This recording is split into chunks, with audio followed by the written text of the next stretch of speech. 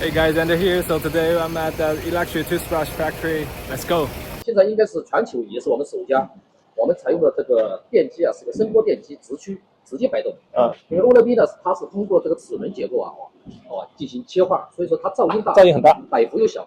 但是咱们这个噪音现在做得很好，做得很好。现在这个噪音完全是这个刷头的噪音，不是这个机身的噪音。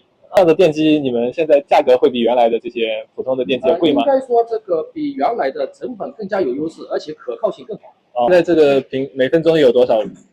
现在是我们转速现在是14000转，当 OLED 只有6000到8000转。对，673赫兹，这个4000多代表着意义是每分钟的频率。